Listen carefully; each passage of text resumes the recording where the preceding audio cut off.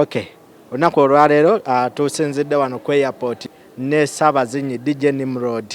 Obaddawa tetumanyi gy'alaga. DJ ogamba otya? Je ndi ogamba otya? Listed. Ng'okutte Ugandan flag ki oddawa? Ngenda Juba, America, Jamaica for the weekend. Ninayo show encha Friday ku Tot Lounge. Then Saturday nina show ku Rock Shield. Then Sunday njoke mboke ate nkomewo. Tubadde tumanyi nti ogenda kulya ku ssente ngenda kukola first gig mu myaka ebiri. Era first international gig. Era simanyi ba DJ ba wano kye baliko. Nze nsoosa okubuuka ennyonyi n'engenda mu COVID. Badde babuukanga but specifically mu COVID ndowooza bagenza okulaba nga nze DJ aliwo. So ngenda Juba kati bakuba entire weekend. Bwe basiima nga nzirayo some other time. First international gig nga wakava ekitali. Bino tebirimu ebyo. First international gig ate first DJ Uganda okuflying out during COVID ogenda okumzembulirayo ayabuuse.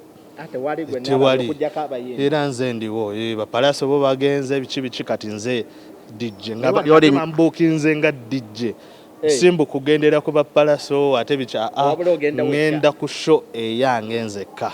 Ne wali olinye ku Nyonyi? It's going to be the first time era ngendera mu Bombardier ezaffe wano ngenda tula mu business class. Yebango oli waneze VVIP era noli na mugambye ne kutusaawe bayina nabagambye bayina kunchimira either mu Range Rover V8 oba Hammer. Basinze ba palace sape.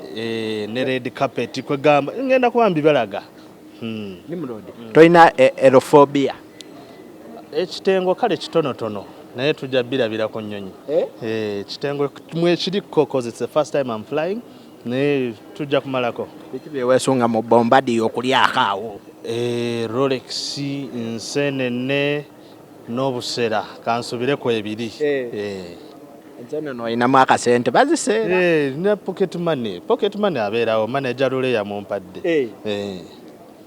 Nenga show ugenda kumala na kumeka. Just for the weekend, later Thursday, then in Cha, I have one show called TOT Lounge. Then the following day at Rock Shield Bar, era wali omukyala mugagga nnyo bamuyita Maya. Yambukinze ne Mr. Goodnight. Bamuyita Mr. Goodnight is a very big prominent guy. Ogenda kusula mu hotel 5-star hotel oba waliyo hotel bagita Pyramid je bambukingidde mbone Ebrahim's yabaddemu yasuze. So big kinene.